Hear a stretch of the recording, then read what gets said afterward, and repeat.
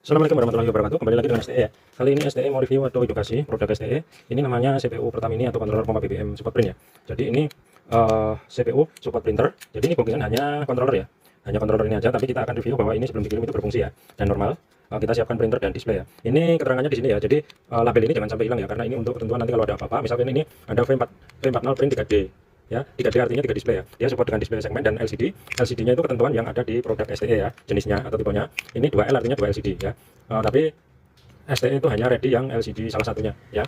Ini RTC untuk jam. Kita edukasi bila mana diterapkan. Dari kami ini ready untuk AC ya, untuk pompa AC. Jadi disarankan untuk menggunakan, misalkan diterapkan misalkan diterapkan pompa AC, sangat ditekankan atau direkomendasikan menggunakan power supply dari trapo ya. Ini power supply dari trapo, yang mana ini sudah enak kalau untuk orang-orang pom ini ya. Jadi ini tersedia fasilitas CT ya untuk menyalakan di sini CPU. Lalu ini 220 untuk PLN-nya di sini ya. Jadi kalau model begini soket speed ya, mohon dipotong langsung dijepit di sini. Ini PLN 220 ya. Intinya ini nyetrum ya kalau diterapkan pompa AC, hati-hati. Tapi kalau ini biarpun AC tapi AC yang tidak nyetrum ya. Ini 12 CT 12 ditaruh sini ya. Ini hanya edukasi. Jadi rekomendasi saya controller itu bila mana di power supply-nya menggunakan trapo itu condong controller akan awet ya. Berani STE bisa bilang awetnya itu bisa 90%-an ya. Ini hanya rekomendasi aja ya, atau pemahaman. STE nyalakannya dengan ini nanti supaya enak. Saya menyalakannya edukasi itu dengan power supply laptop ya. Ini kita pahamkan dulu ya. Di sini ada keterangan power pompa ya. Misalkan AC ya, nyalakan CPU itu dengan power supply trapo ya. Terus jumper 2 ini posisinya masih di AC ya harusnya ya. Untuk power pompa ini dimuatin PLN 220 atau listrik. Di sini pompa AC-nya. Ini soket displaynya.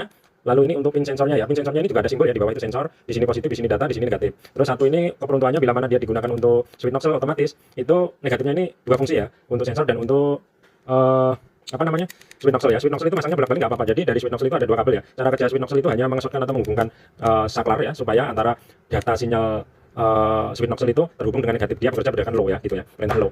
Jadi makanya dia disotkan sama negatif. Saya rasa cukup ya. Coba saya nyalakan.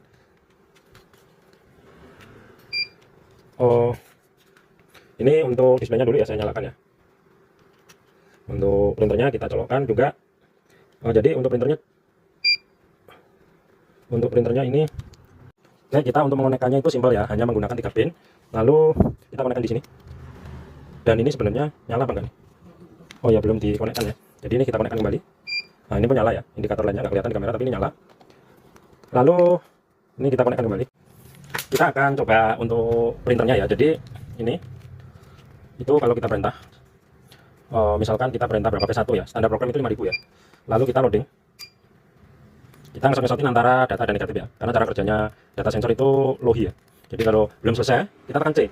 Pengen ngeprint, kita tekan M. Jadi kita tadi transaksi berapa? 4000 kan? Ini sama 4000 ya.